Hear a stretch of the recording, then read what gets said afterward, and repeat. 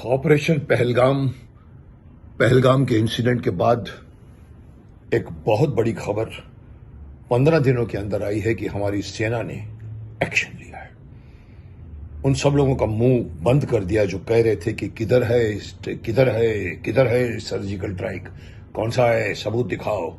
उन सब लोगों को एक बहुत बड़े प्लान्ड तरीके से, स्ट्रेटेजिक तरीके से जो उन्होंने हमला कर पाकिस्तान के कैंपों को, आतंकी कैंपों को एक नहीं, दो नहीं, 9 जगह पर हमला किया है। मैं हमारी सेना को मैं पीठ थपथपाऊंगा। बहुत काम अच्छा किया है, हेड्स ऑफ टू यू। और नाम भी आपने क्या रखा है? आपने रखा है ऑपरेशन सिंदूर। जिन्होंने हमारे हिंदुस्तानियों के परिवारों के पहलगाम में सिंदूर उजाड़े हैं, उनके जवाब में हमारी आर्मी ने, हमारे इंडियन फोर्स ने और हमारी सरकार ने मिलकर जो एक ऑपरेशन का जो नाम रखा है, मैं तारीफ करूंगा। इसको कहते हैं कि आपके जवाब का, ईंट का जवाब हमने पत्थर से दिया है।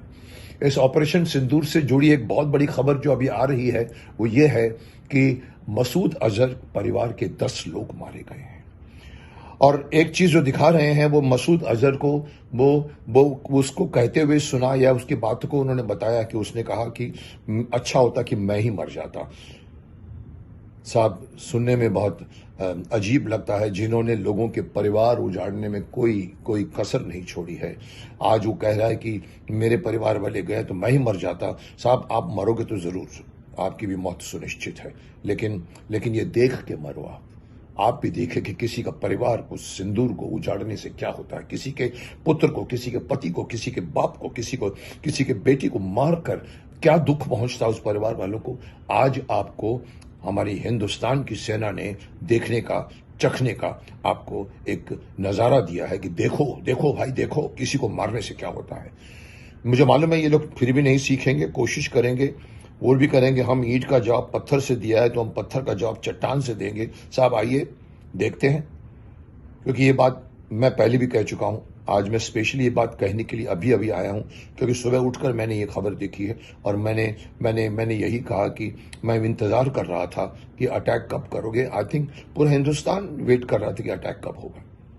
लेकिन साहब, अटैक करना इतना इजी नहीं है कि बंदूक उठाई और ढाई मार दिए। स्ट्रेटेजी बनानी पड़ती है, पूरी की पूरी तैयारियां करनी पड़ती है।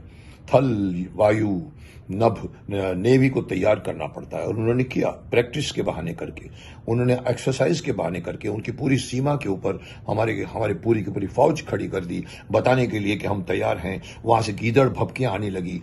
10 राउंड, 9 राउंड रोज मार 10 दिनों तक उन्होंने फायरिंग की। क्या सोच के फायरिंग की, मुझे समझ में नहीं आया। मैं अब जब कह रहा हूं कि मैं आपके पर अटैक करूंगा, इसके पहले मैं अटैक करूं, आप हम पर गोलियां बरसा रहे हैं। ये स्ट्रेटेजी कह रहे थे कि समझ में नहीं आ रहा कि क्या कहना चाहते, उकसा रहे हैं हमें। ठीक है, उकसाइए, उकसाने की जरूरत नहीं, हम ऑलरेडी उकस चुके हैं। पहलगाम में जिस तरह से निशंसता से आपने हमारे सैलानियों को मारा है, उस दृश्य को देखकर किस भारतीय का खून नहीं खौलेगा? सबका खून खौला है। मिलिट्री तो तैयार थी, लेकिन मिलिट्री हमेशा डिपेंड करती है सरकार के ऊपर कि आप ग्रीन सिग्नल दीजिए। और वो ग्रीन सिग्नल आपको मालूम है पिछले 60 सालों में बहुत सोच समझ के दिया जाता है, कभी कभी रोक दिया जाता है। जनरल मानेक शॉ को रोका गया था।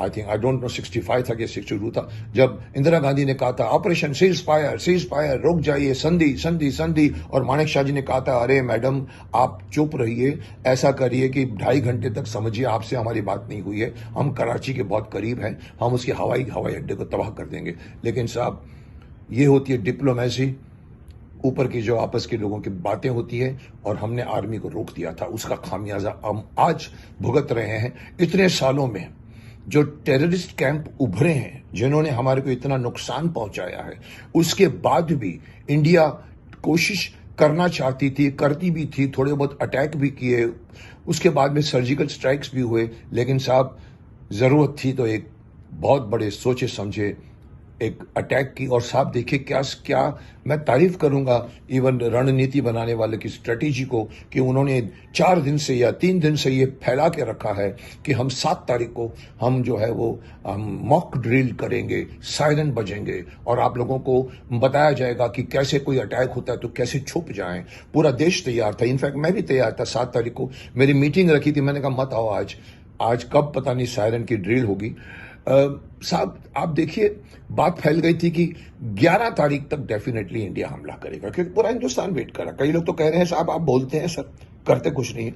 वेट कर रहे थे और बात आ गई थी कि 11 तारीख को हमला होने वाला है। लेकिन साहब रणनीति में चाहे युद्ध के मैदान में कोई किसी को यह नहीं बोलता कि मैं 15 दिन बाद में आपके घर में अटैक करूंगा। अटैक करना तो इमीडिएटली करता, बट आप स्ट्रेटेजी देखिए। पूरे ध्यान आप लोगों ने मॉक ड्रिल पे कर दिया जो अभी तक शुरू नहीं हुई। आज 7 है, मैं वेट कर रहा हूं कब मॉक ड्रिल शुरू, कब सायरन बजेंगे। और साहब सायरन तो छोड़िए, उन्होंने बजा दी उन लोगों की रात को 12 से 1 बजे से 1:30 बजे के बीच में, जिसको बार बार वर्ड यूज करें, ठोक दिया ठोक दिया ठोक दिया। साहब 1 से 1:30 बजे जब हम सो रहे थे, मैं तो सुबह नाश्ता खाने बैठा था, मैंने देखा तो मेरे रिसेप्शन में लोग देख रहे थे। मैंने कहा सुबह सुबह टीवी क्या देख रहे हो? बोला साहब पाकिस्तान पे अटैक कर दिया इंडिया ने। मैंने भी खोल के टीवी देखा और तब से मैं टीवी देख रहा हूं। और मैं तारीफ करूंगा रणनीति बनाने वालों की भी, डिफेंस फोर्स की भी, डिफेंस मिनिस्टर की भी, अपने प्राइम मिनिस्टर की भी, सेना के सभी तीनों वर्ग के कमांडरों की भी। आप लोगों ने दिमाग लगा के बैठ के आपने ये बात फैला दी कि हम कल मॉक ड्रिल करेंगे। और आपने रात को बेफिक्र खबर बैठे हुए 9 ठिकानों पर एक साथ हमला करके जैश ए मोहम्मद से लेकर आपने जितने भी अड्डे आतंकवाद जहां पर आतंकियों को ट्रेन किया जाता था, जिसमें मसूद अजहर का था, और आपने देखा इवन हाफिज, इन लोगों का जितने भी अड्डे थे जहां पर टारगेट करके, प्रिसिशन करके, राफेल को यूज करके, मिसाइल को यूज करके खत्म कर दिया है। और अब पूरा हिंदुस्तान टीवी में यही बैठ के देख रहा है। मैं तारीफ करूंगा, हेड्स ऑफ करूंगा सर। ये तो शुरुआत है, ये तो शुरुआत है। आपको इसको अंजाम देना होगा और ऐसा अंजाम दीजिए कि बॉटल के सारे बुच बंद हो जाएं और कोई अंदर से नहीं निकले, क्योंकि ये आतंक अपनी बात इस कोने से नहीं खत्म होती है तो उस कोने से शुरू करते हैं। इजराइल भी उसी से भुगत रहा है, इजराइल फिर भी हमास से लड़ रहा है। हमारे लिए ये नई बात है। हमको अगर आतंकवाद की जड़ से आतंक को खत्म करना है तो हमें ये पूरी स्ट्रेटेजी बनानी पड़ेगी कि चुन चुन कर लोगों को, जैसे कि मोदी जी ने भी कहा कि हम मिट्टी मिला देंगे, उनकी मिट्टी के अंदर पूरी की पूरी मिट्टी में उनको मिला देंगे। साहब बोलना इतना आसान नहीं है, करना उतना ही डिफिकल्ट है। पर मैं पहले भी कह चुका हूं, हिंदुस्तान की आर्मी के सामने ये पाकिस्तान की आर्मी कुछ नहीं है साहब। हमारे सामने बच्चे हैं ये लोग। आप चलिए और देखिए 2-3 दिन 4 दिन के अंदर घुटने टेक देंगे ये लोग। हम डरते थे हमेशा, वो डर नहीं चलेगा। अभी चलेगा जवाब, और जवाब दिया है, माकूल जवाब दिया है। मैं फिर से एक बार तारीफ करूंगा हमारे फौज की, तारीफ करूंगा हमारे पूरे के पूरे जिन्होंने रणनीति बनाई है और जिस तरह से उन्होंने वहां पर बैठ के और एक ऐसे टाइम पे अटैक किया है जहां किसी को भी नहीं मालूम, और मसूद अजहर जैसे परिवार के 10 या 14 लोगों को मार दिया गया है। मैं चाहता हूं कि इस तरह से और भी इनको दुख पहुंचाइए, क्योंकि इन्होंने हमको बहुत दुख पहुंचाया है। चाहे वो ताजमहल पर अटैक हो, मुंबई में अटैक हो, चाहे वो जगह जगह पर जितने भी इन्होंने हमारे पर अटैक करके हमारे को लोगों को मारा है, उनका बदला तो लेना ही पड़ेगा। वो जमाना गया जब एक गाल पे तमाचा मारो, दूसरा गाल पेश करो। नहीं साहब, एक गाल पे तमाचा मारा तो हम 2 तमाचे आपको मारेंगे। आज का युग यही कहता है और हिंदुस्तान यही कर रहा है, इंडिया यही कर रहा है। आगे बढ़ो, मैं आपके साथ हूँ, शक्तिमान आपके साथ है, विजयी भव का आशीर्वाद आपके साथ है।